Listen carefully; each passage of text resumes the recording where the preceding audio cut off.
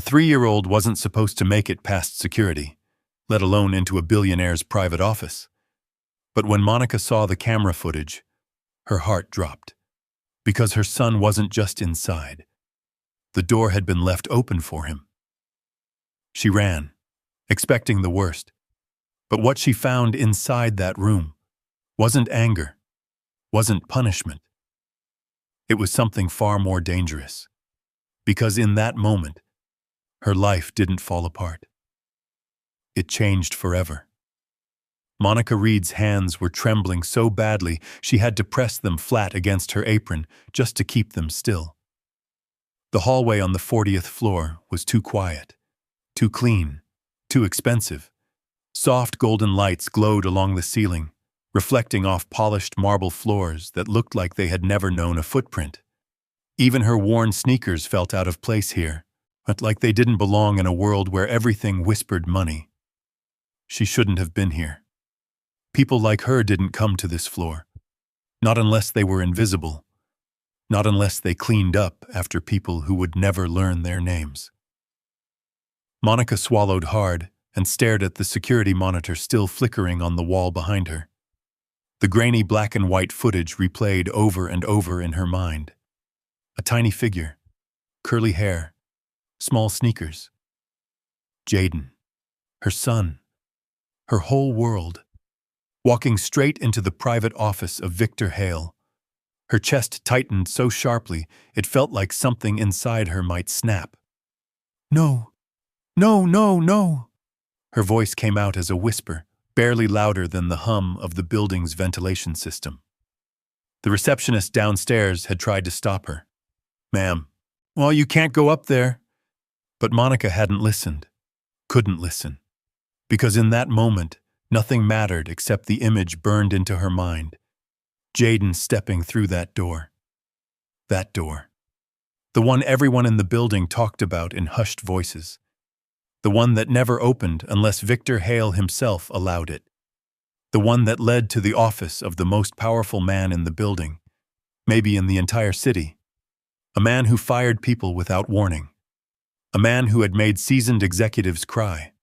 A man who, according to the kitchen staff, once had a server escorted out by security for spilling a single glass of wine. And now her 3-year-old son was in his office. Monica's breath came fast and shallow as she stepped closer to the door.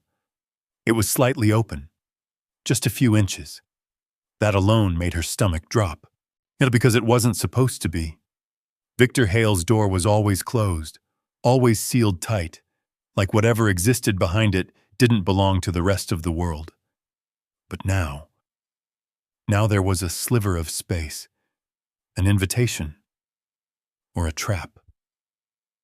Her fingers hovered near the doorframe, shaking. If she opened it, if she walked in, she could lose everything. Her job, her income, the tiny apartment in the Bronx with the peeling paint and the leaky radiator. The daycare spot she'd fought 6 months to get. Everything that stood between her and sleeping in a shelter with her son. All because she had brought him to work. All because she had no other choice. A sharp memory hit her like a slap. The daycare text that morning. Closed. Staffing shortage. No warning. No backup. No family to call. No one to help. So she had done what she always did. She adapted. She wrapped Jaden in his little red hoodie, held his hand tight, and whispered, "Stay close to Mama, okay?" He had nodded, big brown eyes full of trust. And now he was behind that door. Monica squeezed her eyes shut for a second, fighting the wave of panic rising in her chest. She had promised him. She had promised herself. No matter what happened, she would protect him, always. Even if it meant risking everything. Her hand slowly pushed the door open. It didn't creak, didn't make a sound. It just glided. The room beyond was larger than she expected. Massive windows stretched from floor to ceiling, revealing the city below, New York glittering like a field of stars. The skyline glowed against the dark sky, distant traffic humming like a low, constant heartbeat. Inside, everything was sharp, minimal, controlled. A long desk made of dark wood sat near the center, spotless except for a single laptop and a glass of water. Shelves lined the walls filled with books that looked like they had never been touched. And then, her heart stopped. Jaden. He was sitting on a leather couch, calm, too calm. His little legs dangling off the edge, a crayon clutched in his hand as he scribbled on a piece of paper. Like he was at home. Like he didn't understand where he was. Like he didn't know how dangerous this moment could be. Jaden. The word barely left her lips, because that's when she saw him. Victor Hale. He was sitting across from her son, leaning slightly back in a chair, one arm resting on the armrest, the other loosely holding a glass. Watching. Not angry, not yelling, not even moving. Just watching. His expression was unreadable, cold, sharp, focused in a way that made Monica's skin crawl. He didn't look surprised. He didn't look confused. He looked like he had been expecting this. The room felt smaller suddenly, like the air had been pulled out of it. Monica's pulse roared in her ears. I'm so sorry. Her voice broke as she stepped inside, instinctively moving toward Jaden. I didn't know he got out. I told him to stay in the break room. Victor didn't interrupt her, didn't raise his voice, didn't even blink. He just looked at her. And somehow, that was worse. Monica reached Jaden and gently pulled him closer, her hands still shaking. Baby, you can't be in here, she whispered quickly, brushing her fingers through his curls. You scared me. Jaden looked up at her, confused. But Mama, he said it was okay. Monica froze, slowly, painfully. She lifted her eyes back to Victor Hale. He set his glass down with a soft click. The sound echoed louder than it should have. He's right, Victor said. His voice was calm, measured, dangerously quiet. I did. Monica's stomach dropped. Her grip tightened around Jaden instinctively, because in that moment, she realized something that made her blood run cold. This wasn't an accident. This wasn't a mistake. He had seen her son. He had let him in, and now she was standing exactly where he wanted her to be. The door behind her clicked softly as it settled shut, and suddenly, Monica Reed understood one terrifying truth. She hadn't just walked into his office. She had walked into something she didn't understand yet, something she might not be able to walk out of. Why? Had he let Jaden in? The question hung in the air, heavy and suffocating, as Monica stood frozen in the middle of Victor Hale's office. Her fingers tightened instinctively around Jaden's small hand, as if holding him closer might somehow protect him from whatever this was. From whatever this man wanted. Victor didn't answer right away. He simply watched her. The kind of watching that made you feel like you were being measured, weighed, and quietly judged. Monica swallowed, her throat dry. I'll take him out, she said quickly, her voice barely steady. This won't happen again. I'm really sorry, Mr. Hale. She didn't wait for permission. Didn't dare. She turned slightly, ready to walk back toward the door. Stop! The word wasn't loud, but it landed like a door slamming shut. Monica froze. Her heart pounded so hard it felt like it might echo off the glass walls of the office. Slowly, she turned back. Victor hadn't moved much. One hand rested lightly on the arm of his chair. His posture was relaxed, but there was something unyielding about him. Something that made it clear. When he spoke, people listened, even when they didn't want to. Close the door, he said. Monica hesitated. The door behind her was already nearly shut. just a sliver of light from the hallway cutting through the space. Still, she reached back and pushed it fully closed. The soft click echoed louder than it should have, sealing them in. Victor's gaze shifted briefly to Jaden, who was now clutching his crayon again, looking between the two adults with quiet curiosity. Then back to Monica. "You work downstairs," he said. It wasn't a question. "Yes, sir." "In the restaurant." "Yes, sir." His eyes narrowed just slightly, like he was pulling something from memory. "You cleared table 12 last night." Monica blinked. Of all the things he could have said, that wasn't what she expected. "Yes," she said slowly. "You stayed late." Yes." "You helped one of the kitchen staff when he burned his hand." Monica's breath caught. That had happened near closing. A dishwasher, Luis, had slipped and grabbed a hot tray. Everyone else had been busy. She'd run over, grabbed a towel, held his hand under cold water, told him to breathe. It wasn't a big deal, it was just something you did. "I did," she said quietly.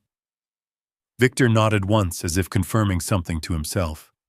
"And this morning," he continued, "oh, you brought your son into the building." The words tightened around her chest. "Yes.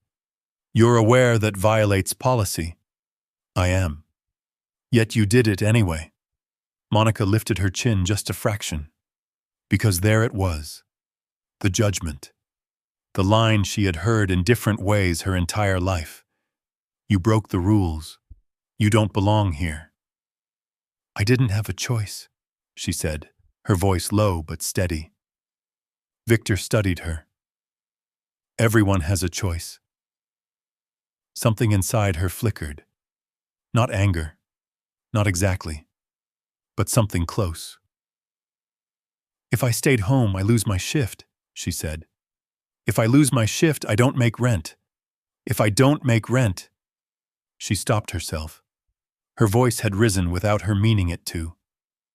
The room fell quiet again. Jaden shifted slightly beside her, his small fingers tightening around hers. Monica took a breath, while forcing herself to calm down. "I understand the rules," she added, softer now. "I do. But sometimes, surviving means breaking them." Victor didn't respond. He just watched her. Again. Always watching. And suddenly, Monica felt that familiar weight settle over her. The one she carried every day. The one that came from being seen, but not really seen. From people looking at her uniform instead of her face. From hearing "you" people without the words being said out loud. From knowing that no matter how hard she worked, she was still just background. Disposable. She shifted her stance slightly, pulling Jaden a little closer. "I didn't mean to cause trouble," she said. "He's a good kid. He wandered off." Jaden looked up at that, frowning slightly. "I wasn't wandering," he said softly. "I was exploring." For a split second, Monica almost smiled. Almost. But the tension in the room snapped it away just as quickly. "I'm sorry," she repeated. Victor's gaze flicked to Jaden again. "You like exploring?" he asked him. Jaden nodded, a little cautious now. "Yes, sir." "What were you looking for?" Jaden thought about it. "Something interesting." Victor's lips pressed together slightly. "Did you find it?" Jaden looked around the office, then back at him. "I think so." Something shifted in Victor's expression. Not warmth, not quite, but something less cold. Monica noticed it, and it made her even more uneasy. Because she didn't understand it. Didn't understand why he wasn't yelling.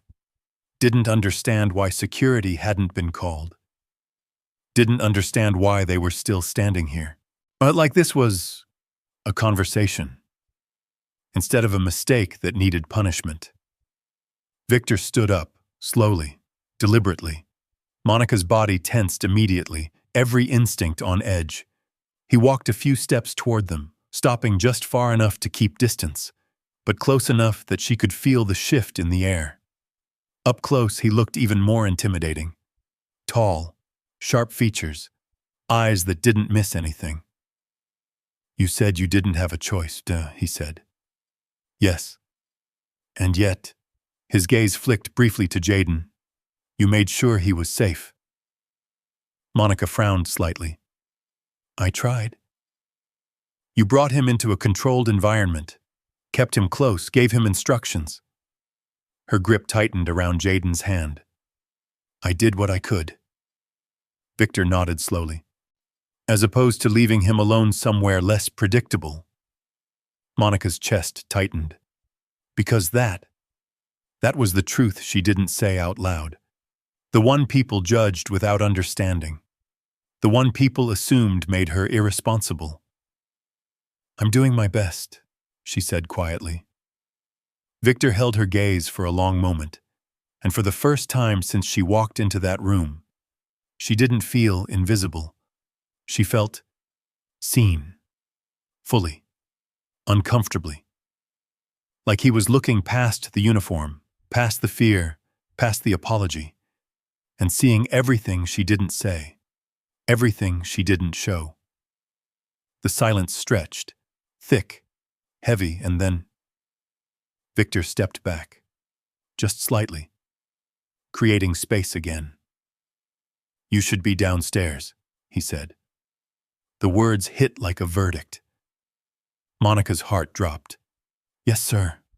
She nodded quickly, and pulling Jaden closer. "Come on, baby. Say thank you."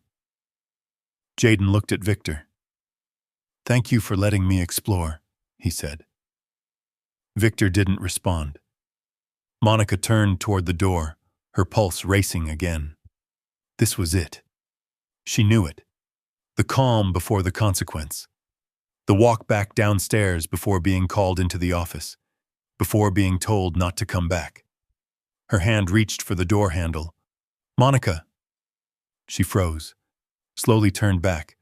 Victor was watching her again, that same unreadable expression. "Next time," he said, "don't hide him." Her breath caught. What?" "If you're going to bring him," he continued calmly, "bring him where you can see him." Monica stared at him, not understanding, not trusting what she was hearing. "You're not firing me?" Victor didn't answer directly. Instead, he looked at Jaden one more time, then back at her. "That depends," he said. "On what?"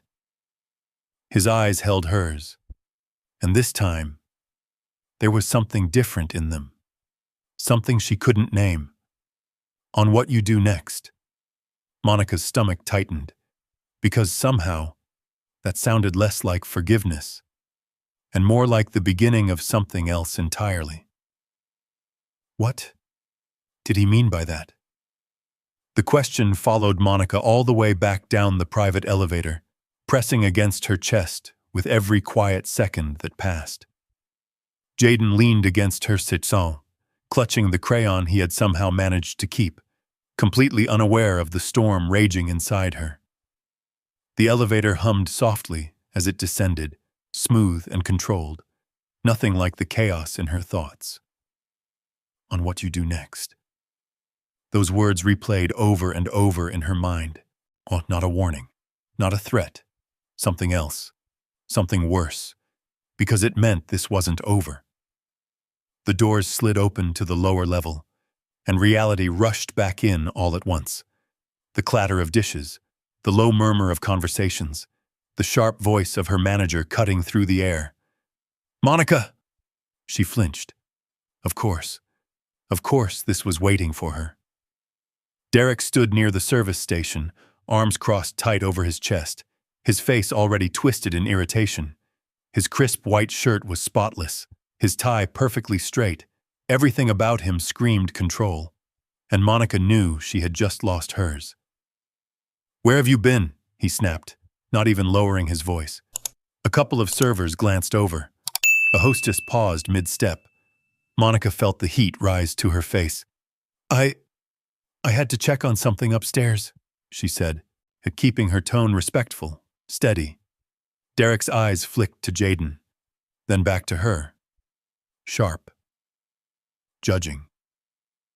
Upstairs? He repeated slowly. You mean somewhere you're not authorized to be? Monica swallowed. Yes, but... And you brought him here? Derek cut in, his voice rising. Are you kidding me, Monica? This isn't a daycare. This is a 5-star establishment. The words stung more than she expected. Not because they were new, but because they weren't. She had heard versions of this her whole life. You don't belong here. You don't fit. You're a problem. I didn't have childcare today, she said quietly. I kept him in the break room. He wasn't supposed to. Wasn't supposed to? Derek scoffed. Well, he did. And now I've got a liability issue on my hands. Jaden tightened his grip on her hand. Monica felt it immediately, at that small, silent fear. She knelt down quickly, lowering herself to his level. It's okay, she whispered softly. Mama's got you. Jaden looked up at her, searching her face. Did I do something bad? He asked. The question cut deeper than anything Derek had said. Monica shook her head immediately. No, baby, no, you didn't do anything wrong. She meant it, every word. Because in her world, curiosity wasn't a crime. Wanting to explore wasn't something to punish. She stood back up, turning to Derek again. I'll take full responsibility, she said. It won't happen again. Derek let out a short, humorless laugh. Oh, I'm sure it won't, he said, because you're not stepping foot on this floor again until I decide what to do with you. Monica's stomach dropped. There it was, the consequence, or at least the beginning of it. I need this job, she said, before she could stop herself. Derek raised an eyebrow. Then you should have thought about that before breaking policy. Something in his tone made it clear. He had already made up his mind. This wasn't about policy. This was about power. Monica lowered her gaze slightly, not in submission, but in survival. I understand, she said.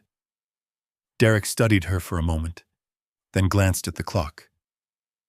Finish your shift, he said, and keep him out of sight. If Mr. Hale hears about this, he already has. The words slipped out before she could stop them. Derek blinked. What? Monica hesitated. Every instinct told her to stay quiet, to not say another word. But something inside her, something tired of always shrinking, pushed forward. He saw him, she said. Upstairs. Derek's expression changed instantly. The irritation drained, replaced by something else. Concern. Real concern. You were in his office? He asked, his voice dropping. Monica nodded. And you're still here? That question lingered, heavy, confused. Monica didn't know how to answer it. I guess so, she said quietly. Derek stared at her for a second longer, like he was trying to figure out something that didn't make sense.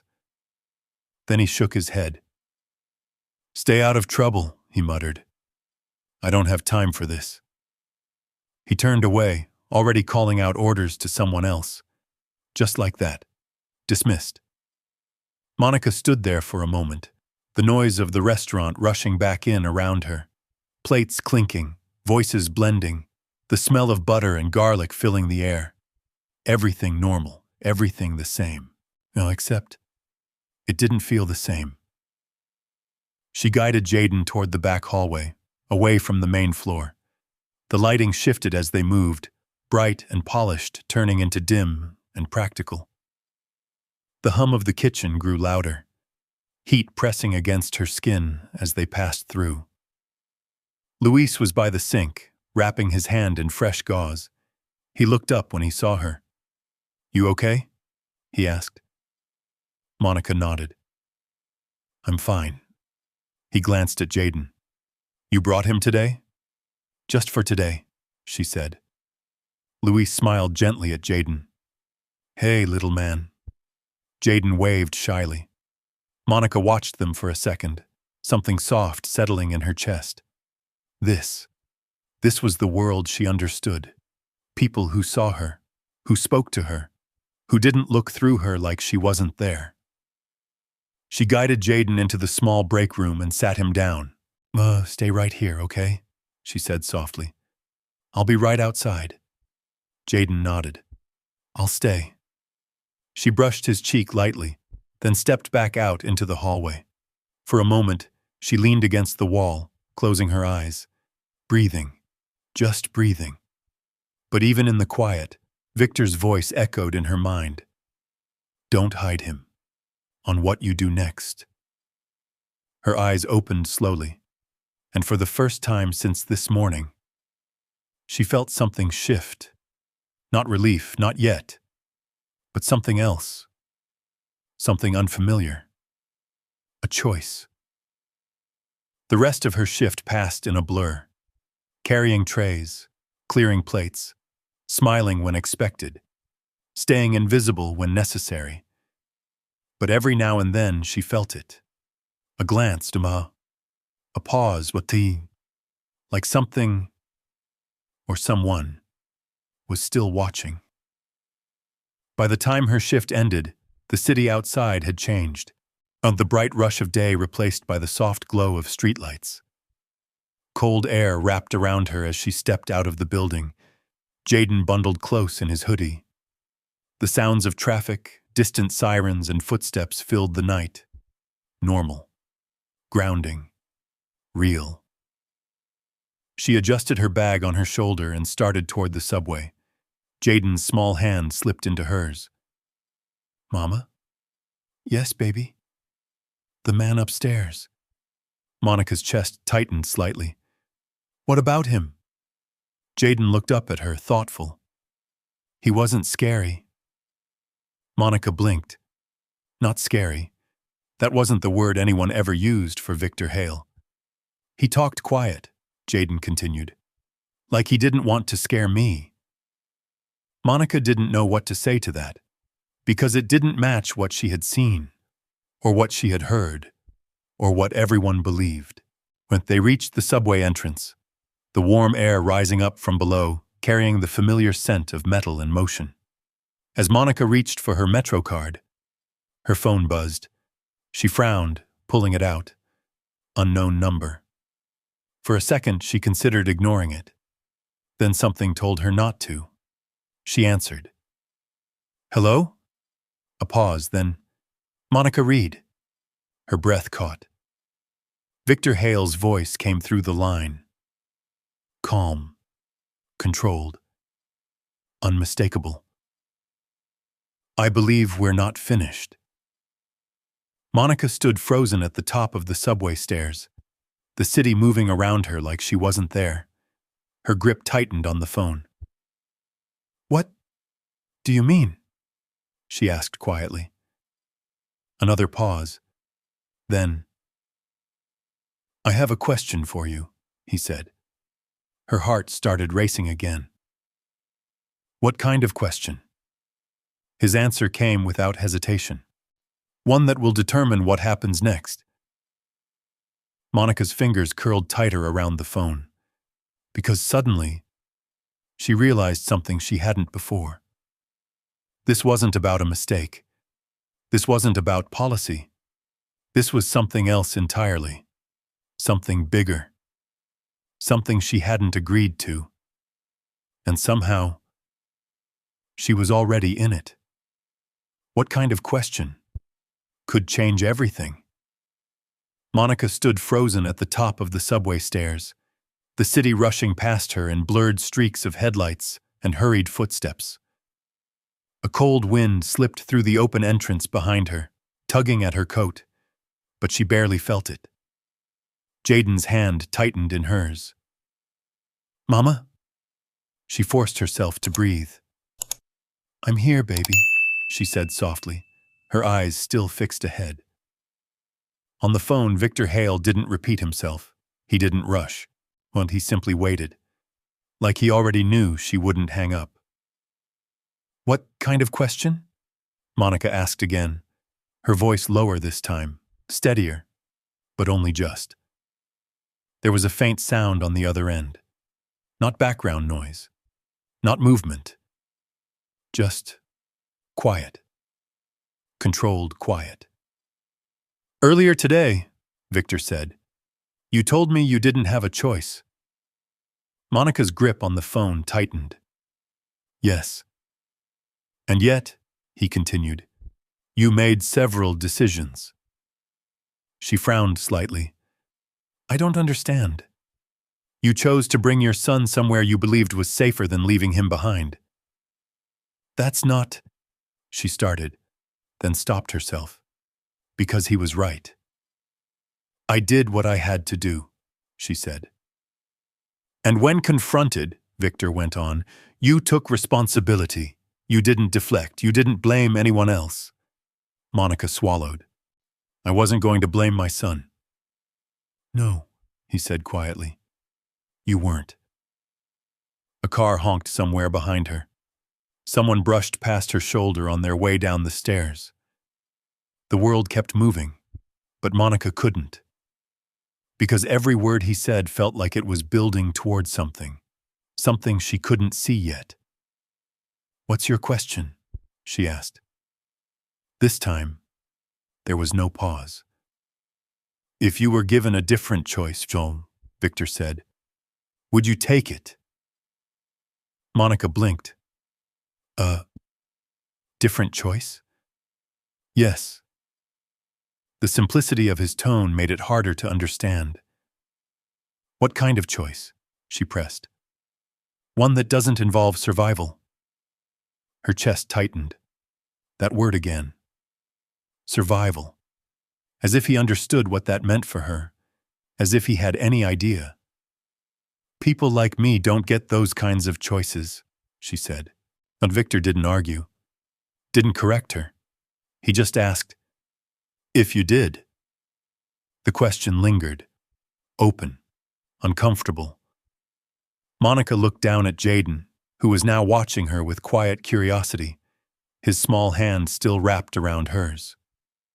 If you did. Her mind flickered through the possibilities. A stable job, reliable childcare, a place where she didn't have to count every dollar before buying groceries, a life where she wasn't always one bad day away from losing everything. But those weren't choices. Those were dreams, and dreams didn't pay rent. I don't know, she said honestly. Victor was silent for a moment. Then, come in tomorrow, he said. Monica frowned. I already have a shift. Not for the restaurant. Her heart skipped. Then, for what? I'll explain when you get here. A chill ran down her spine. Well, because that wasn't an answer. That was an invitation. Or something that sounded like one. I can't just... she started. You can, Victor said calmly. You just have to decide if you will. Monica closed her eyes briefly. This didn't make sense. None of this made sense. People like him didn't call people like her. They didn't offer anything. They didn't ask questions like this. They certainly didn't say, come back. What happens if I don't? She asked quietly. Another pause. Then nothing changes. The words landed softly, but they hit harder than anything else he'd said, because she knew exactly what that meant. Nothing changes. Same long shifts, same quiet humiliation, same fear of losing everything, same life. Monica opened her eyes. The subway lights flickered below, casting a dull glow up the stairwell. She looked down at Jaden again. He tilted his head slightly. Are we going home? He asked. Home. A small apartment. A mattress that creaked. A fridge that was never quite full. A life built on holding everything together by sheer will. Monica exhaled slowly. I need to think, she said into the phone. Of course, Victor replied, but his tone suggested he already knew what she would decide. What time? She asked. 8. In the morning? Yes. She almost laughed. Of course. Of course it would be early. Of course it would be on his schedule. I'll see if I can... You'll be there, he said. Not forceful, not demanding. Just certain. Monica's jaw tightened slightly. That assumption, that confidence, it rubbed against something in her, and something that didn't like being told what she would do. I'll decide, she said. There was the smallest shift in the air, like she had said something unexpected. Very well, Victor said. And then, the line went dead. Monica lowered the phone slowly. The noise of the city rushed back in all at once, louder now, sharper, more real. She stood there for a long moment, staring at the blank screen, then finally slipped the phone into her pocket. Jaden tugged gently on her hand. Mama? She looked down at him. Yes, baby? Who was that? Monica hesitated, then said, Someone who asked me a question. Jaden nodded, as if that made perfect sense. Did you answer? Monica looked back toward the street, where the glow of the city stretched endlessly into the night. No, she said softly. Not yet. They descended into the subway together, the warm air wrapping around them as the train roared somewhere in the distance. As they stood on the platform, Monica's mind kept replaying the conversation. A different choice. Come in tomorrow. Nothing changes. The words echoed, layering over each other until she couldn't separate them anymore. Around her, people waited, tired, quiet, lost in their own lives. And for the first time in a long time, Monica felt something unfamiliar. Not fear, not exactly. Something else. Something that made her chest feel tight in a different way. Possibility. The train screeched into the station, metal grinding against metal as the doors slid open. She stepped inside, pulling Jaden close as they found a place to stand. The fluorescent lights flickered overhead. Yes, the car rattled as it lurched forward. And as the city blurred past the windows, Monica realized something she hadn't let herself think before. If she said yes, everything might change. But if she said no, nothing ever would.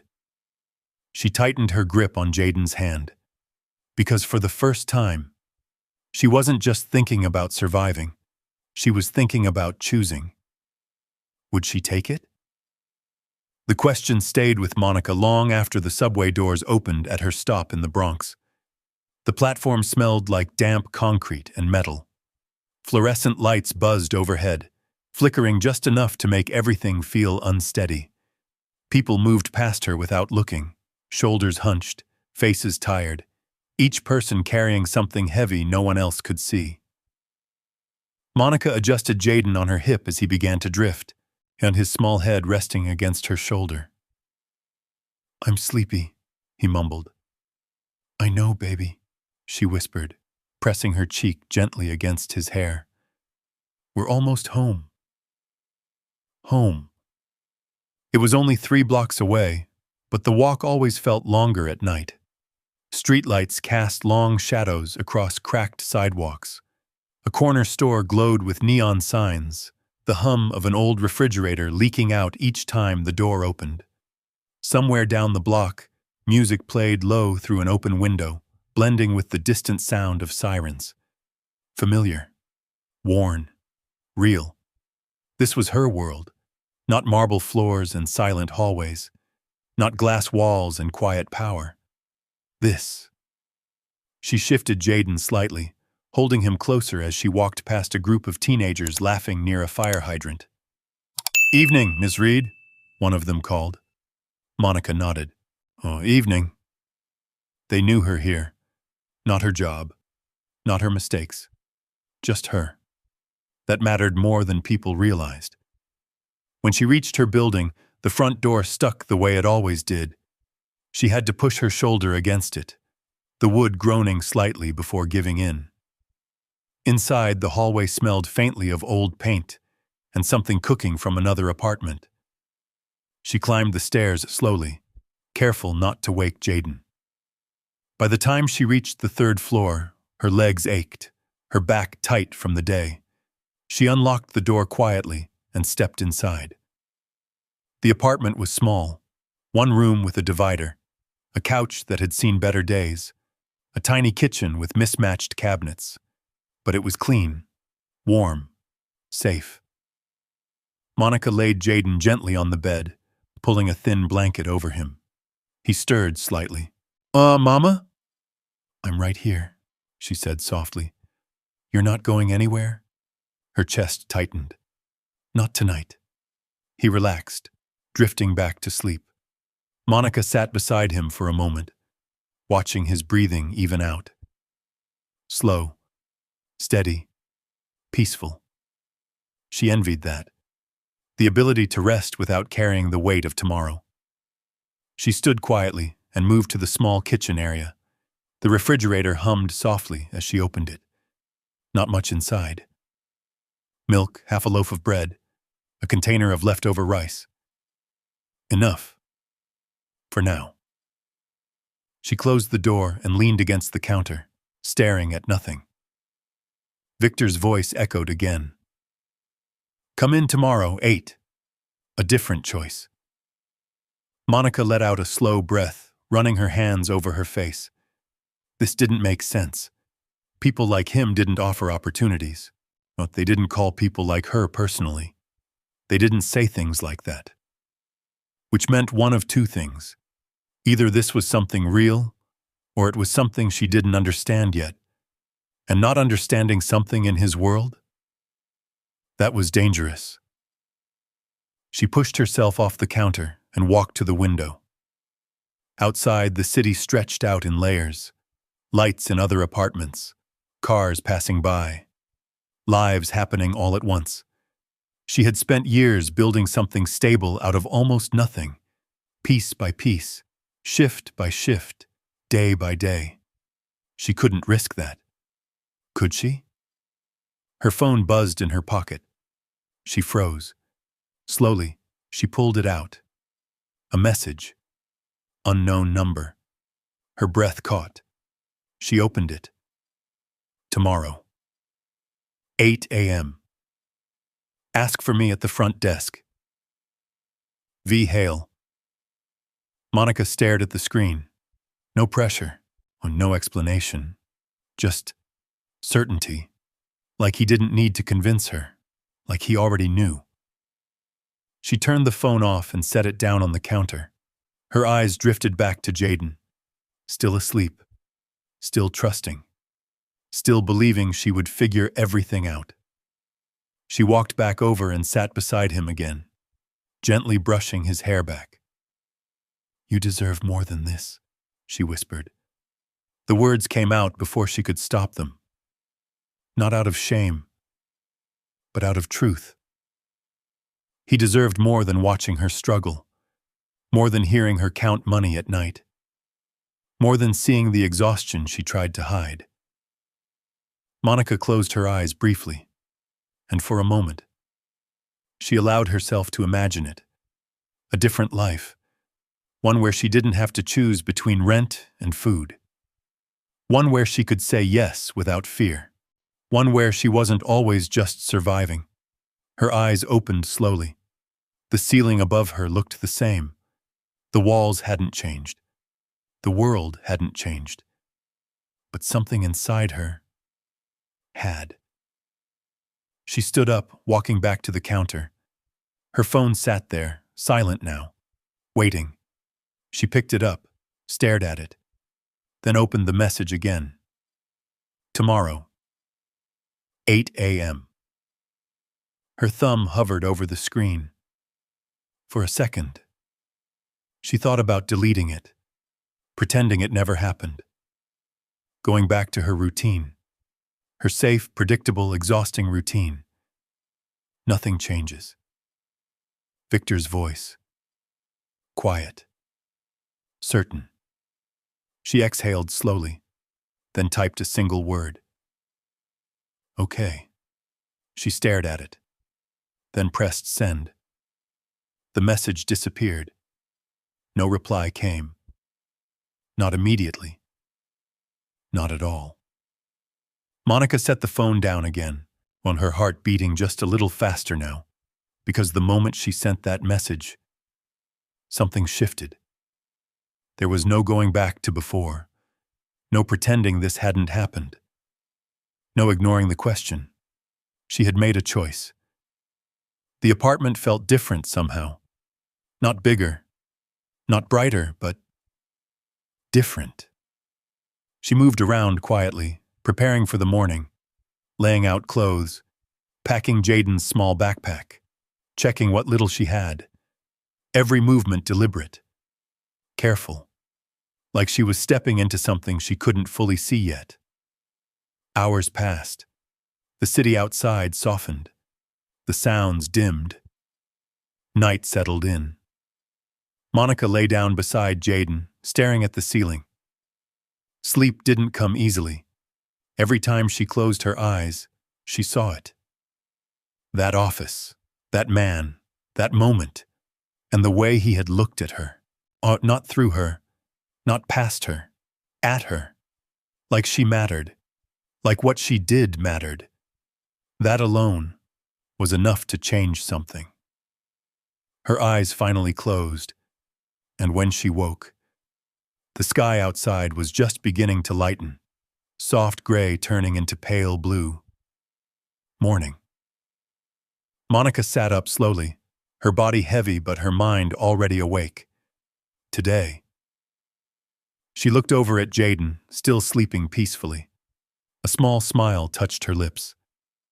Okay, she whispered to herself. Then, quieter. Let's see what this really is. Because for the first time in a long time, Monica Reed wasn't just reacting to life. She was stepping into it. What was waiting for her at 8 a.m.? The question followed Monica from the moment her eyes opened. The room was still dim, early morning light barely slipping through the thin curtains. But the city outside hadn't fully woken up yet. Just a few distant engines, a garbage truck rumbling somewhere down the block, the quiet rhythm of a day about to begin. Monica sat up slowly, her body heavy from a night that never really turned into sleep. For a moment, she just listened. Jaden's breathing. Soft. Even. Safe. She turned her head and watched him, curled under the blanket, one small hand resting near his face. The sight grounded her. This was why she couldn't afford to be wrong. She swung her legs off the bed and stood, her feet hitting the cold floor. Today wasn't just another shift. Today was something else. Something she didn't understand yet. She moved quietly, getting dressed in the only outfit she had that looked even close to presentable outside of her work uniform. A simple blouse, dark pants, clean but worn shoes. Not expensive, not impressive, but neat, respectable, the best she could do. She glanced at the clock. 6:32 a.m. Enough time. She moved to the kitchen, poured a small glass of milk, toasted the last slices of bread, and set everything on the table. Then she walked back to the bed and gently brushed Jaden's shoulder. Hey, she whispered. Time to wake up. He stirred, blinking slowly. Morning? Morning, baby. He smiled faintly. Are we going to work again? Monica hesitated. Not work. Not exactly. Something like that, she said. Jaden sat up, rubbing his eyes. Can I come? That question hit harder than she expected, because she didn't know the answer. She hadn't thought that far. Victor hadn't said. But leaving Jaden alone? That wasn't an option. Not here. Not ever. "Well, you're coming with me," she said finally. Jaden grinned. "Okay." She smiled back, though hers didn't reach her eyes, because underneath that moment, the uncertainty was still there. They ate quickly, dressed quickly, and within the hour, they were back on the street. The air was colder in the morning, sharper somehow. The city looked different, less polished, more honest. Workers hurried past with coffee cups, construction crews gathered on corners, delivery trucks lined the streets. Monica held Jaden's hand tightly as they made their way to the subway. Every step forward felt heavier than the last, because now there was no turning back. The train ride was quieter than the night before. Fewer people, less noise, but her thoughts were louder. What if this was a test? What if this was a mistake? What if she was walking into something she didn't understand and couldn't control? She tightened her grip on Jaden's hand. "What are you thinking about?" he asked suddenly. She looked down at him. "Just the day," she said. He nodded like that made sense. "I think it's going to be a good day." Monica almost laughed. Almost. "I hope so," she said. By the time they reached Manhattan, the city had fully woken up. Glass buildings reflected the rising sun. Cars lined the streets. People moved with purpose. And towering above it all, the building. Victor Hale's building. It looked even bigger in the morning. More intimidating. More untouchable. Monica stopped for a second at the base of it. Jaden looked up. "Are we going inside?" She nodded. "Yes." Her voice was steady, but her heart wasn't. They stepped through the revolving doors. The lobby was exactly as she remembered. Marble floors, high ceilings, soft lighting that made everything feel distant and controlled. But today, something was different. The receptionist looked up immediately, like she had been expecting them. "Monica Reed?" she asked. Monica paused. "Yes." The woman smiled politely. "Mr. Hale is expecting you." Those words sent a ripple through her chest. Expecting you. Not surprised. Not confused. Expecting. "Right this way," the receptionist said. A man in a dark suit appeared almost instantly, stepping forward with a small nod. "This way, ma'am." "Ma'am." Monica blinked. That was new. She glanced down at Jaden, then followed. They didn't go through the main elevator this time. They were guided toward a private one. The doors opened smoothly. The man stepped aside, allowing them in. 40th floor, he said. Of course. The doors closed. The elevator began its silent ascent. Jaden squeezed her hand. "Are we going back to the man's office?" Monica looked down at him. "Yes." He smiled slightly. "I like him." Monica didn't know what to say to that, because liking Victor Hale, that wasn't something people said. That wasn't something people did. The elevator slowed, then stopped. The doors opened, and there it was again. The hallway. Quiet. Still. Unchanged. But this time, it felt different. Because she wasn't sneaking. She wasn't chasing after a mistake. She had been invited. The man in the suit gestured forward. "He's waiting." Monica nodded, her throat tight. She walked down the hallway slowly, and each step echoing softly against the marble floor. The door was closed this time, just like it should be. She stopped in front of it. Her hand hovered for a second. Then, She knocked. Once, twice, and a pause, then, "Come in!" His voice too calm, steady, exactly the same as before. Monica pushed the door open.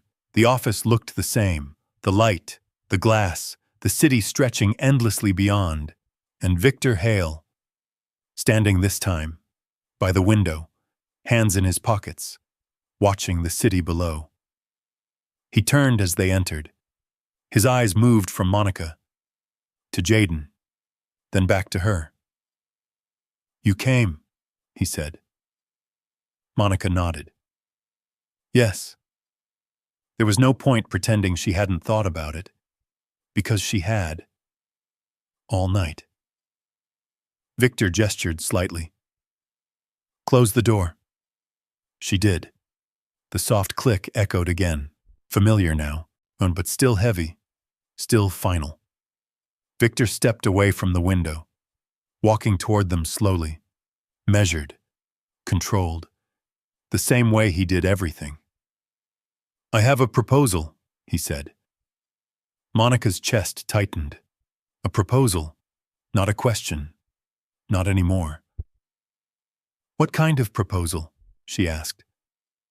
Victor stopped a few feet away, close enough to feel, far enough to stay distant. "One that answers your problem," he said. Monica frowned. "My problem? You said you didn't have a choice." He looked at Jaden briefly. "Let's change that." The words landed softly, but they carried weight, the kind that could shift everything. Monica's breath slowed, because now she understood. This wasn't random. This wasn't casual. This was intentional, carefully planned, carefully offered, and somehow that made it more dangerous. "What do you want in return?" she asked. Victor didn't hesitate. "Nothing." Monica almost laughed. Almost. "People like you don't do things for nothing," she said. His gaze held hers. "You're right," he said.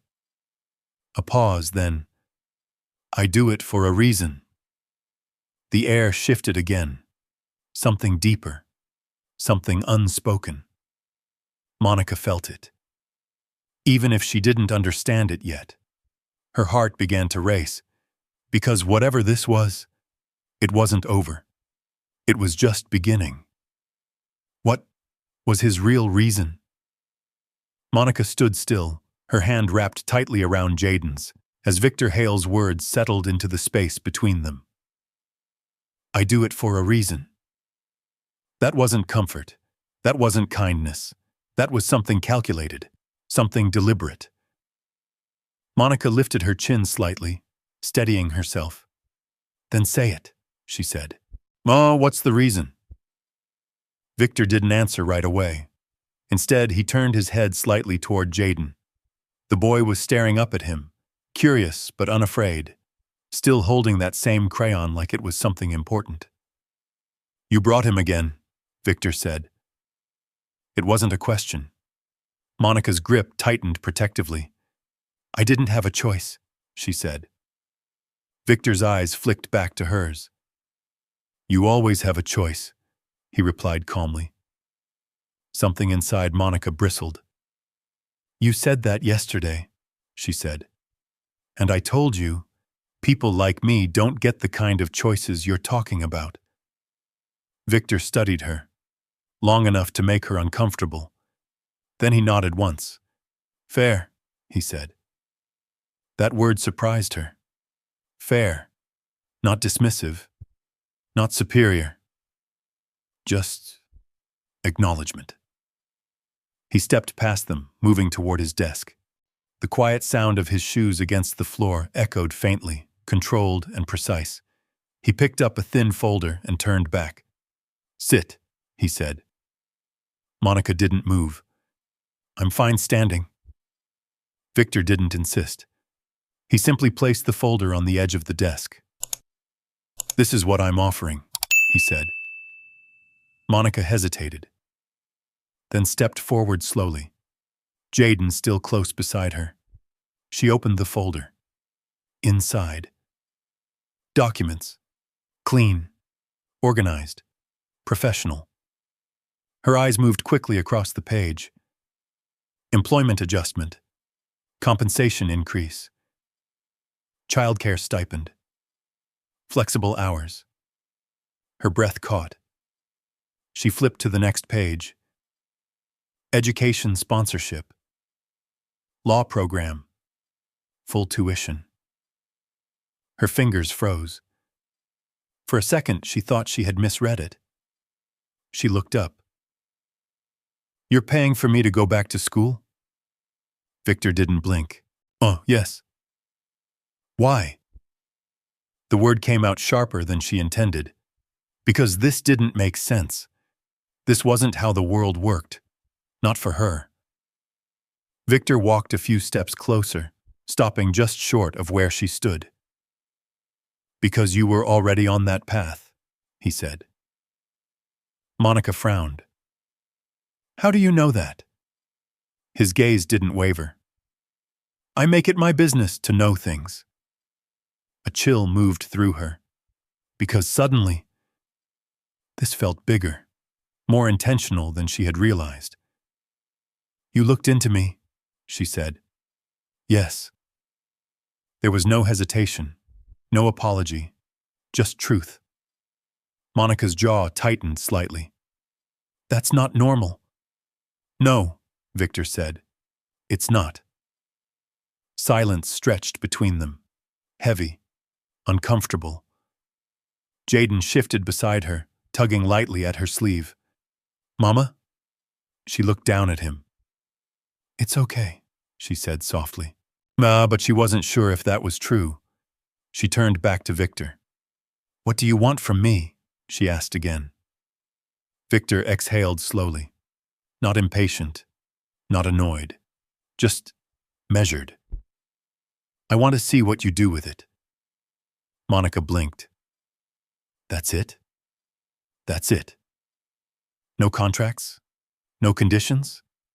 "No, there are conditions," Victor said. Her chest tightened. Of course there were. There always were. "What kind?" Victor met her gaze. "You show up." She frowned. "That's it?" "You show up," he repeated. "You do the work. You finish what you started." Monica stared at him. Because somehow, that felt heavier than any contract. "Why me?" she asked quietly. Victor didn't answer right away. His eyes moved briefly toward Jaden again, then back to her. "Because you didn't ask for anything." The words landed differently, soft, but sharp. Monica felt them settle somewhere deep. "I don't understand," she said. "You helped someone last night," Victor continued. "No one told you to. No one was watching. There was nothing to gain." "That's just," she started, then stopped, because she didn't have a better explanation. "That's just what you do," she finished. Victor nodded slightly. "Not everyone does." Monica looked down at the papers again. The numbers. The opportunity. The life it represented. It felt unreal, like something meant for someone else. "You don't even know me," she said. Victor's expression didn't change. "I know enough." Another silence. This one different. Less tense.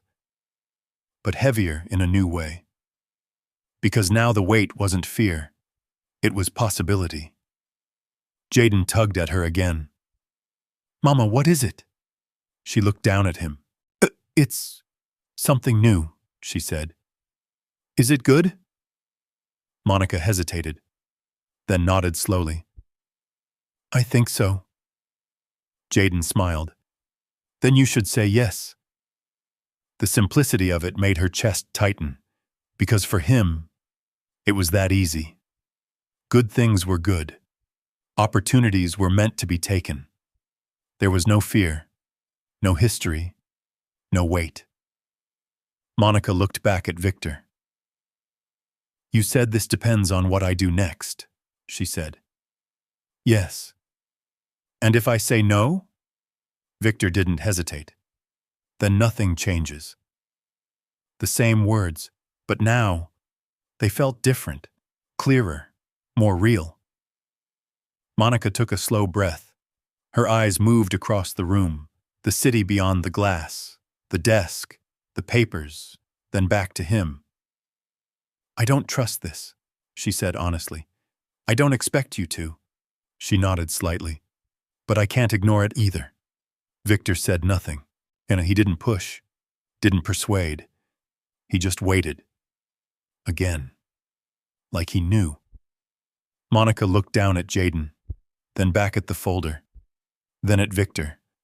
Her heart was beating faster now, because this wasn't about survival anymore. This was about stepping into something unknown, something that could change everything, or break everything. She closed the folder slowly, then looked at him. "If I do this," she said, "I do it my way." Victor's eyes narrowed slightly. "Explain." "I don't want favors," she said.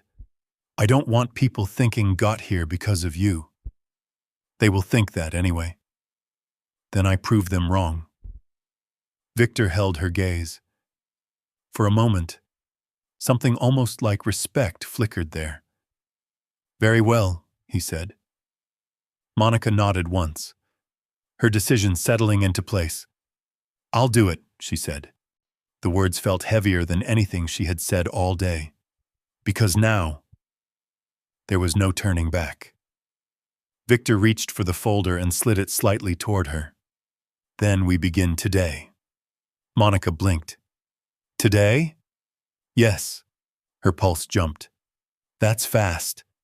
Victor's expression didn't change. Change usually is. Monica let out a small breath. Of course. Of course it was.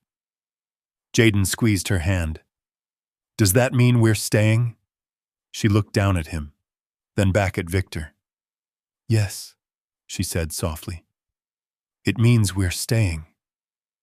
But as the words left her mouth, a new question formed in her mind.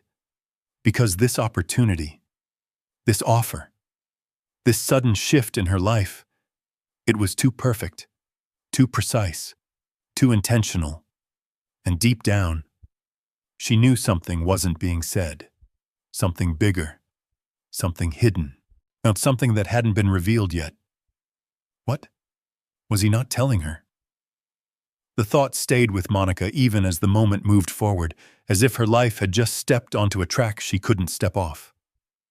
Victor Hale didn't celebrate her decision, didn't smile, didn't offer congratulations.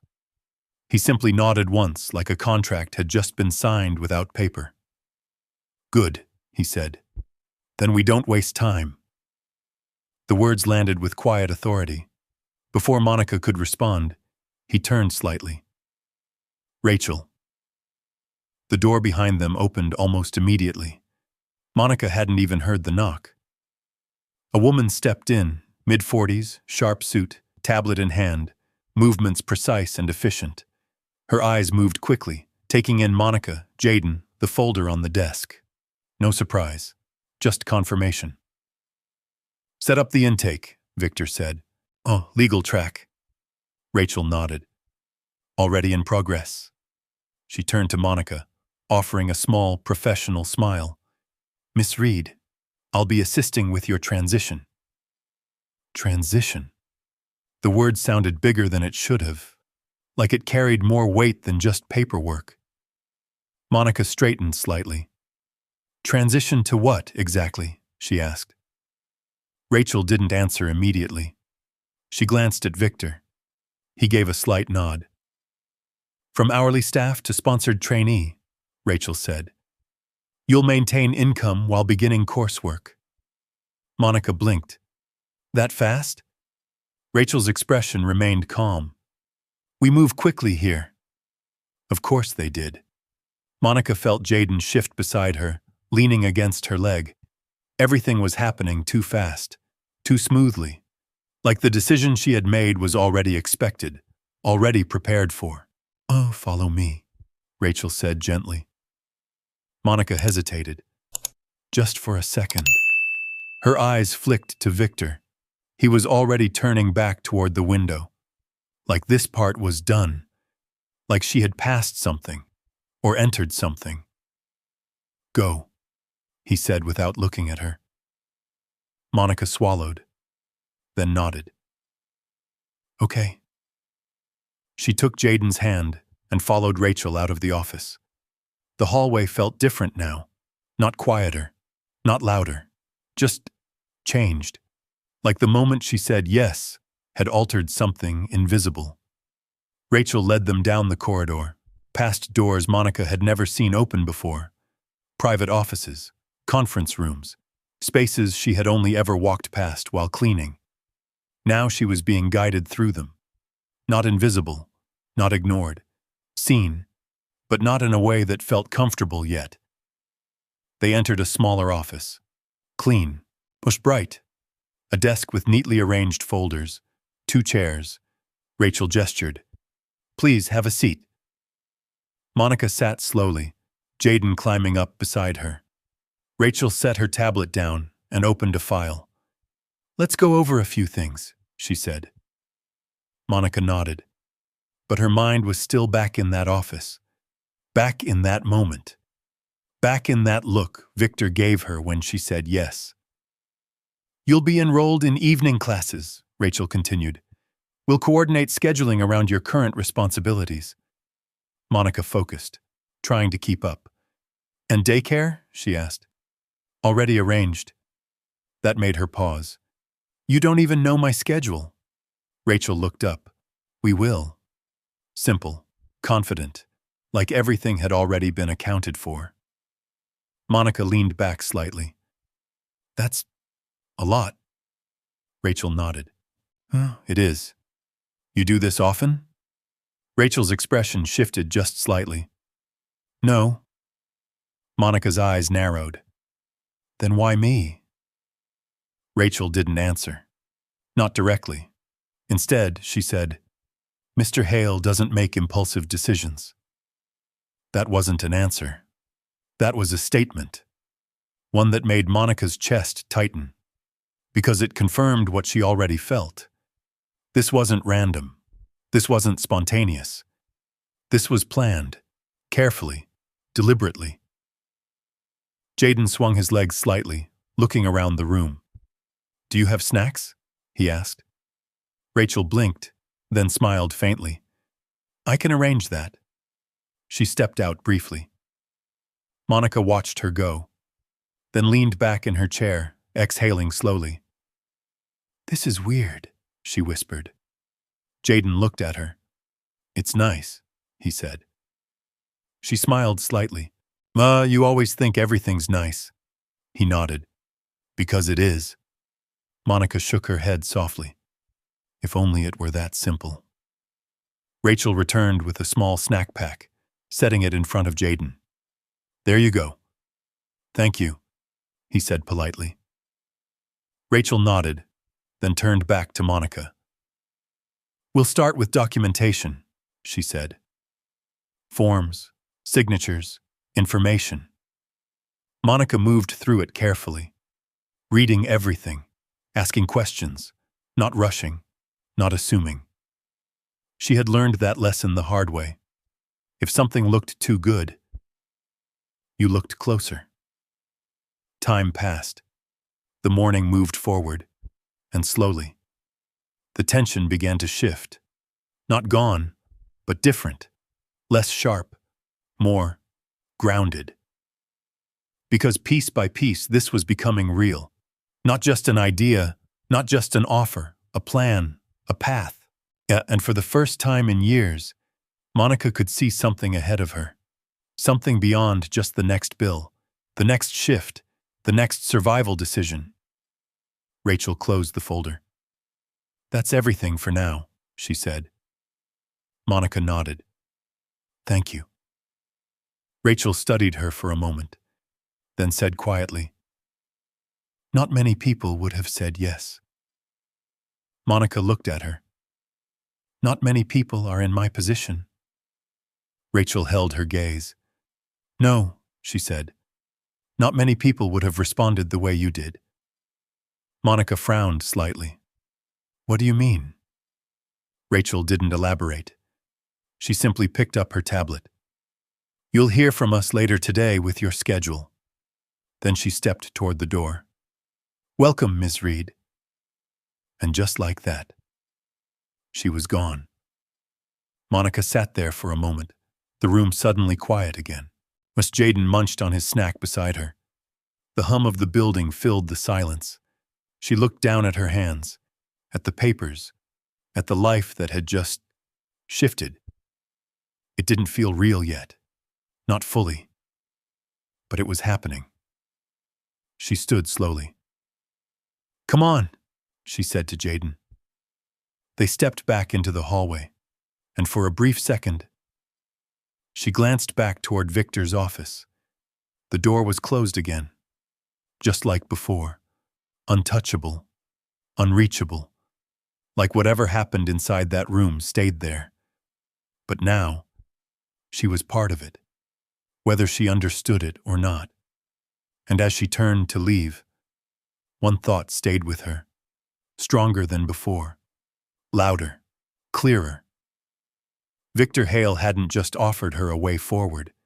He had chosen her, and people like him didn't choose without a reason. So what had he seen in her? The question followed Monica all the way out of the building. The revolving doors turned slowly behind her, releasing her back into the noise of Manhattan. Honking taxis, hurried footsteps, voices layered over one another like waves that never stopped crashing. But something inside her had changed. The world looked the same, but it didn't feel the same. Jaden skipped slightly beside her, energized by the morning, his small hand swinging in hers. Are we going home? He asked. Monica blinked, pulling herself back into the moment. Not yet, she said, because she didn't want to go back just yet. Not to the apartment, not to the version of her life that had existed just yesterday. She needed a moment to think, to breathe, to understand what had just happened. They walked down the block, foot past glass storefronts and polished entrances, until the buildings began to change. Less shine, more wear, more life showing through the edges. A small cafe sat on the corner, tucked between a laundromat and a convenience store. Nothing fancy, just a warm light through the windows and the smell of coffee drifting out onto the sidewalk. Monica paused, then stepped inside.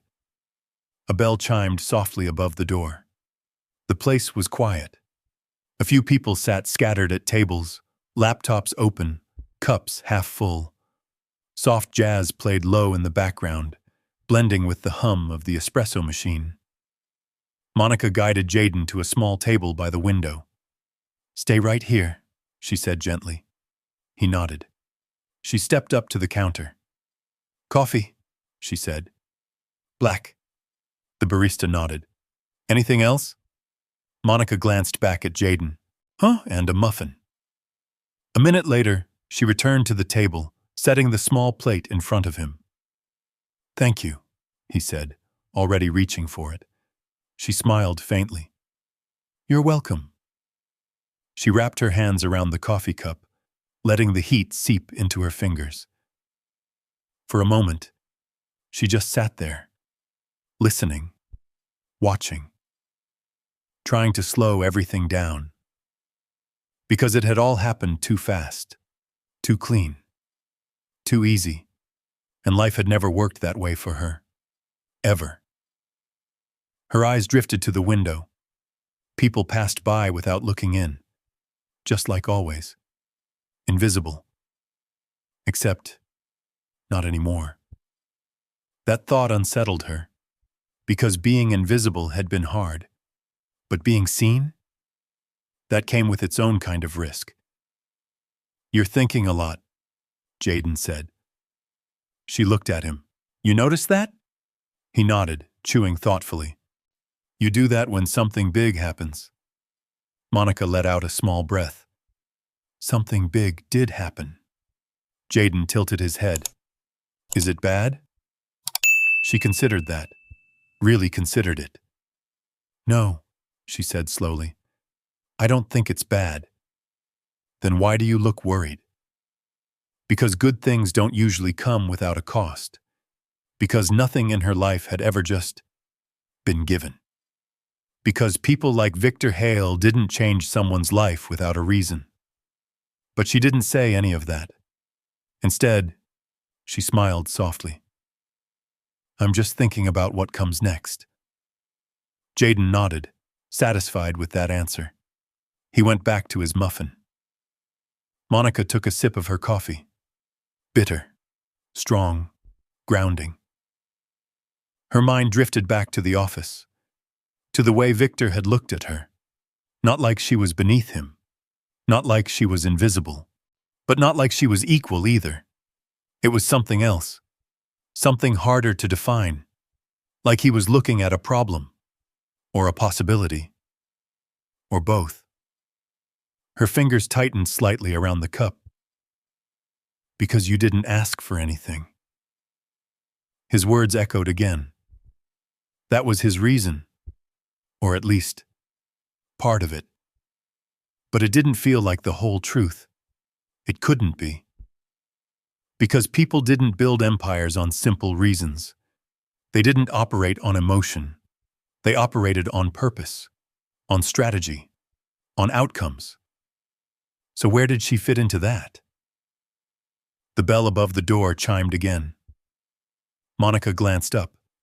A man in a dark coat stepped inside, shaking off the cold. Something about the movement made her pause. Familiar. Not the man. The pattern. The timing. Her eyes narrowed slightly, but because for a brief second, it felt like something else. Like the feeling she had, Afisa, in the office. Like being watched. She looked back down at her coffee, took another sip, forced herself to relax. You're overthinking. But the feeling didn't go away completely. It lingered, quiet, unseen. Jaden finished his muffin and wiped his hands on a napkin. Can we go home now? He asked. Monica nodded. Yeah, let's go. They stepped back out into the street. The air had warmed slightly, the city fully alive now. As they walked toward the subway, Monica felt it again. That shift, that awareness, like something had changed in how the world responded to her. Not in a visible way, not yet, but underneath, subtle, quiet, real. She glanced back once. The cafe, the street. Everything looked normal, but she knew better now, because nothing about today had been normal. They reached the subway entrance, descended the stairs, the familiar smell of metal and motion wrapped around them again. Safe. Predictable. Known. But even here, it felt different. Because she was different, she stood on the platform, waiting. Jaden leaned against her side again, and as the train approached, she realized something she hadn't let herself admit before. This wasn't just an opportunity. It was a shift, a turning point, a line she had already crossed, and there was no going back. Not to who she was yesterday, not to how things used to be. Because someone like Victor Hale didn't step into your life by accident. And he didn't step out easily. The train pulled in with a rush of wind, doors sliding open, people moving in and out. Monica stepped inside, and holding Jaden close. As the train lurched forward, her reflection flickered in the window. Faint, blurred, but there. Not invisible. Not anymore. And yet, That didn't answer the question. It only made it louder. Because if he had seen something in her, something worth changing her entire life for, then there was only one thing left to understand. What did he expect her to become? The question stayed with Monica long after she got home. The apartment felt smaller than it had the night before, not because anything had changed, but because she had. She set Jaden's backpack down near the door, helping him out of his jacket as he yawned. "I'm tired," he said. "I know," she replied softly. "Go lie down for a bit." He nodded and climbed onto the bed, curling up without protest. Within minutes, he was asleep, but Monica stood there watching him, then slowly turned away. The silence in the room pressed in around her. Usually she welcomed it, needed it. But today, it felt loud. Because her mind wouldn't stop. The offer, the office, the way everything had unfolded too smoothly, too perfectly. And underneath all of it, that question. What did he expect her to become? She walked to the window again, resting her hand against the cool glass. Outside, the Bronx looked exactly the same. Kids playing in the distance. Someone arguing across the street. A car with music too loud driving past. Life. Unfiltered. Unpolished. Real, her world. And yet, now there was another world. One she had stepped into. One she didn't fully understand. Her phone buzzed again. Monica turned, heart jumping. She reached for it. Another message. "Oh, from Victor. Come back this afternoon. We need to finish something." Her chest tightened. Finish what? She stared at the message, then typed, "What exactly are we finishing?" The reply came almost immediately. "Something I should have told you already." Monica froze. A chill ran down her spine. Because that didn't sound like business. That sounded like something else. Something personal. Something unfinished. She looked back at Jaden. Still asleep. Still peaceful. She couldn't leave him again. Not without knowing what she was walking into. She typed again. "Can it wait?" There was a pause this time. Longer. Then, no. The word felt heavier than it should have. Not urgent, but necessary. Monica exhaled slowly. Because now she understood. Whatever this was, it mattered. She moved quietly, and grabbing her coat, slipping her phone into her pocket. Then gently shook Jaden's shoulder. "Hey," she whispered. He stirred. "Mama? I need to go out for a little while," she said softly. "We're going to stop by Mrs. Carter's, okay?" He blinked sleepily. "Okay." Mrs. Carter lived 2 doors down, older, kind, one of the few people Monica trusted. Within minutes, they were in the hallway again. Monica knocked lightly. The door opened almost instantly. "Monica," Mrs. Carter said warmly. "Everything all right?" Monica forced a small smile. "Can you watch him for a bit? I've got to take care of something." Mrs. Carter looked at her, reading more than Monica said, then nodded. "Of course." Jaden hugged Monica before stepping inside. "Come back soon," he said. "I will," she promised. She always did.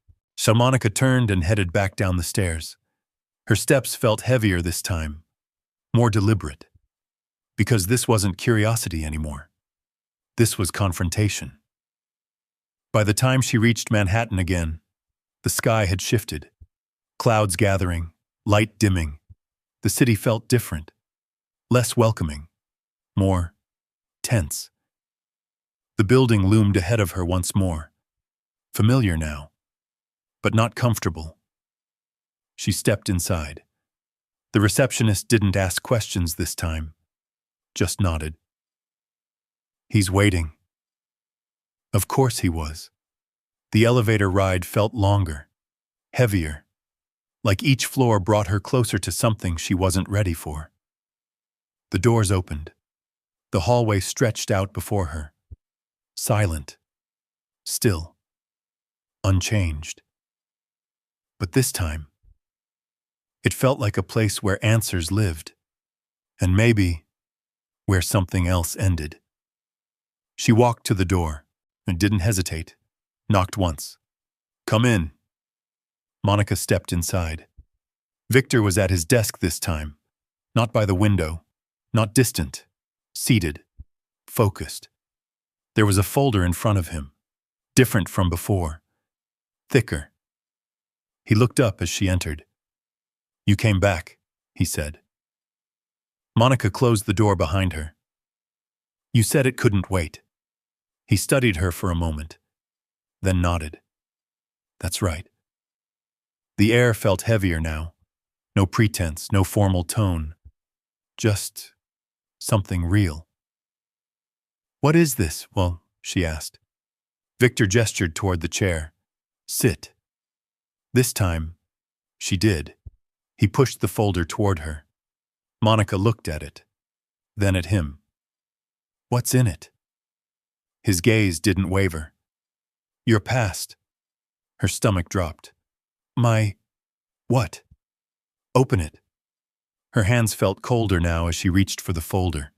Slowly, carefully, and she opened it. Inside. Photos, documents, records. Her breath caught. Because the first image she saw was her sister. A hospital bed. Weak. Fading. Monica's fingers trembled. "What is this?" Victor's voice came quieter now. "Your sister's case." Monica looked up sharply.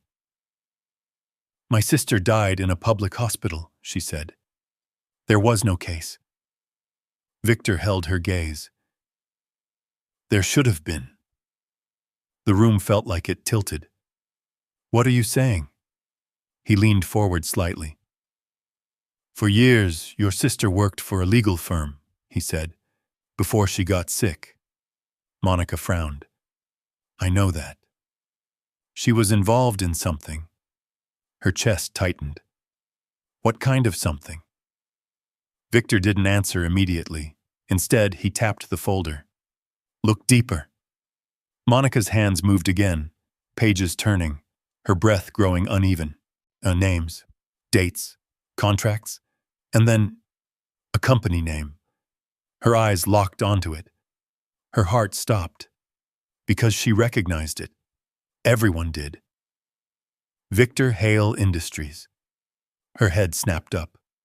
"No." Victor didn't flinch. "She was preparing to testify," he said quietly. Monica shook her head. "No, that's not possible." "It is." Her pulse roared in her ears. "You're telling me my sister—" "She knew something," Victor said.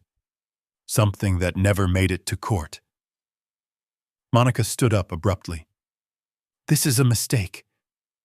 "It's not." Her hands were shaking now, anger rising, fear following close behind. "You're telling me my sister died, and this company was involved?" Victor's voice stayed calm. "I'm telling you the truth wasn't finished." The room fell silent, heavy, crushing. Monica stared at him, stared at Ted, and at the man who had just changed her life, and now might be connected to the worst moment of it. Her voice came out barely steady. "Why are you telling me this?" Victor didn't look away. "Because you deserve to know." Monica's chest rose and fell, fast, uneven. "Now?" she demanded. "After everything this morning? After you offered me, what, help?"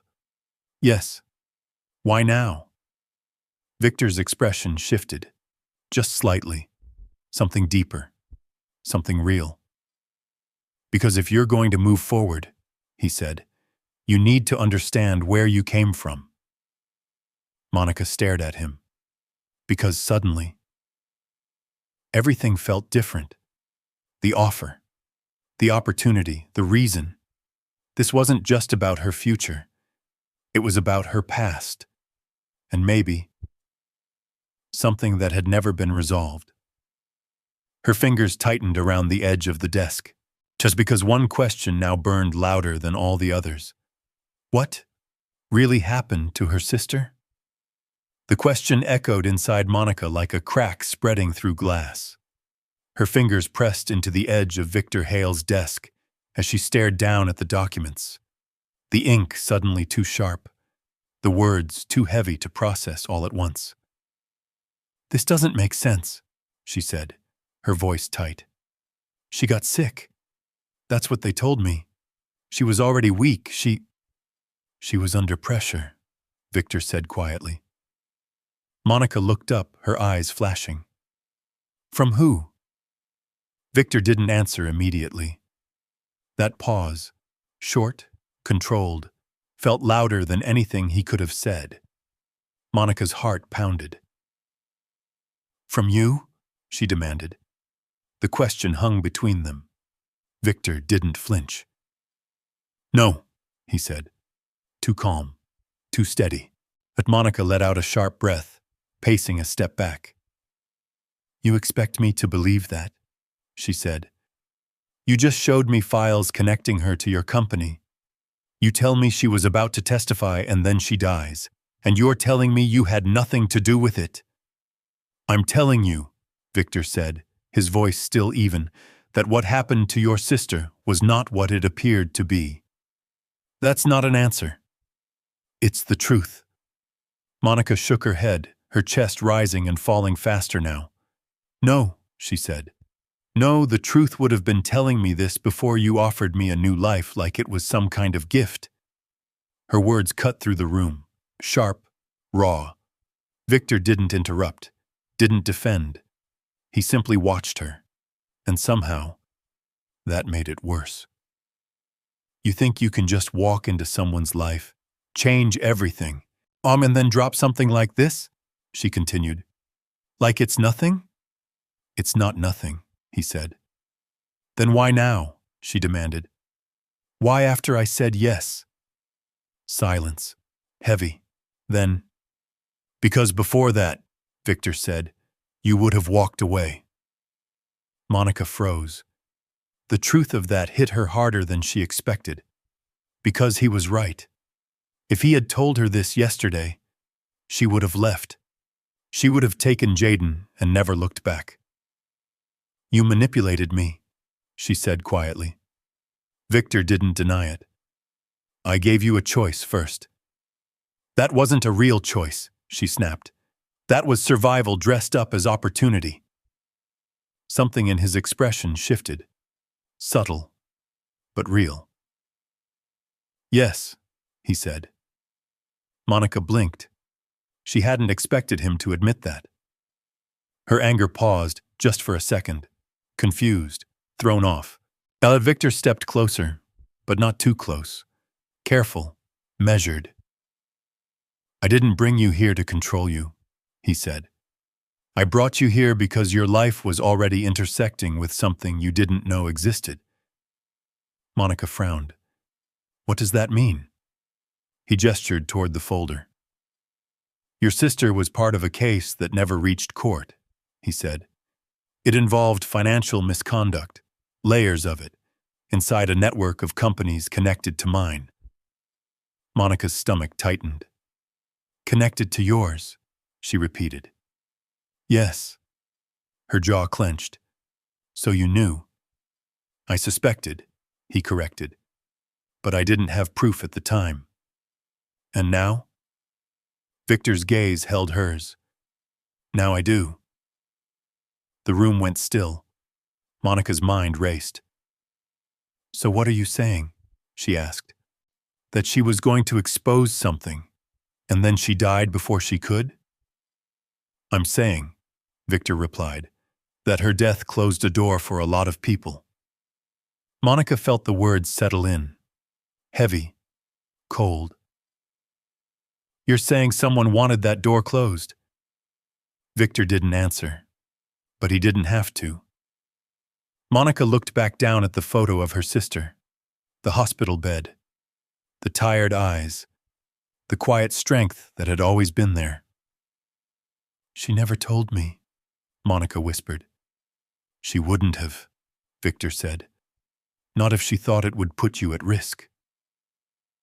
Monica's chest tightened, because that sounded like her, exactly like her, always protecting, always carrying things alone. Her fingers brushed lightly over the edge of the photo. I thought I lost her because the system failed her, she said. Victor's voice softened. You might have. She looked up, confused. What? Neglect, he said. Overworked staff, underfunded care. All of that was real. Monica swallowed. Then what are we even talking about? We're talking about what she knew before that, he said. The room fell quiet again, but this silence was different. Not empty, not uncertain. It was full of something else, something building. Monica straightened slightly. So what do you want from me? She asked. Victor didn't hesitate this time. I want you to decide if you're willing to see this through. Her heart skipped. See what through? The truth. Monica let out a small, disbelieving breath. You think I can just step into something like that? I think, Victor said, you already have. The weight of that settled in. Because again, he was right. Yet she had already stepped in. The moment she said yes. The moment she opened that folder. The moment she chose not to walk away. I'm not a lawyer anymore, she said. Not yet. Monica looked at him. And you think that changes something? I think it changes everything. The certainty in his voice sent a quiet chill through her. Because this wasn't just about her anymore. This was about something bigger. Something unfinished. Her eyes drifted back to the folder, then to Victor. You're asking me to trust you, she said. No, he replied. She frowned. I'm asking you to trust what you see for yourself. Another silence. Longer this time. Monica took a slow breath, because the anger was still there. The doubt. The fear. But underneath all of it, there was something else, something quieter, something stronger, the need to know.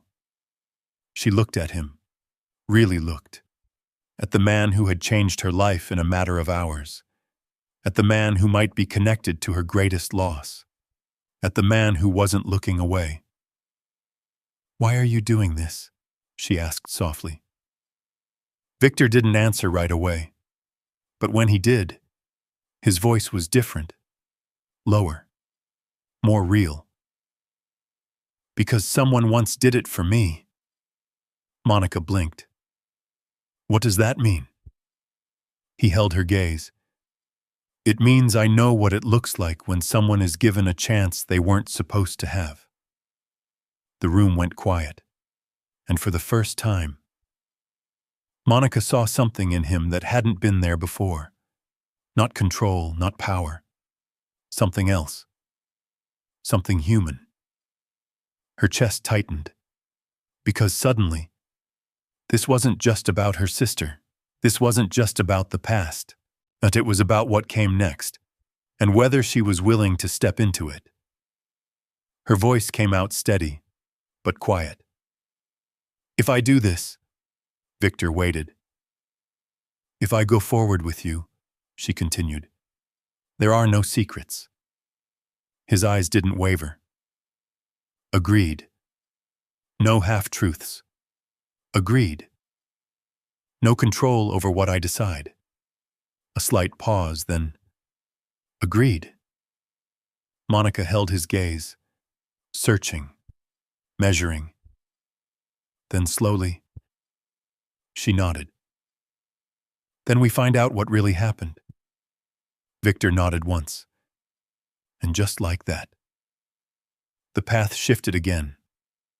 Not toward survival, not toward opportunity, but toward something deeper, something unresolved, something that had been waiting. And as Monica looked down at the file one more time, she understood something she hadn't before. This wasn't just the beginning of a new life. It was the reopening of an old one. What would the truth cost her? The question followed Monica out of the building like a shadow that refused to leave her side. The sky had turned a dull gray, clouds pressing low over the city, as if even Manhattan felt the weight of what she had just stepped into. She didn't rush this time, didn't run. She walked, slow, measured, each step landing heavier than the last. Because now, this wasn't just about survival. It wasn't just about opportunity. It was about truth. And truth, she knew, always came with a price.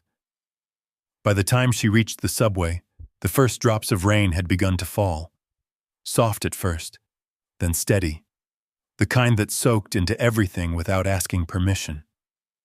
She stood on the platform, the hum of the train tunnels vibrating beneath her feet. People crowded around her. Strangers, lives moving forward, unaffected, unaware. And for a moment, Monica wondered what it would feel like to be one of them again. To not know, to not carry this, to not stand at the edge of something that could change everything. The train arrived. She stepped inside, held onto the metal pole as the doors slid shut. Her reflection flickered faintly in the window. Still her. But not the same. Not anymore. When she reached her stop, the rain had grown heavier.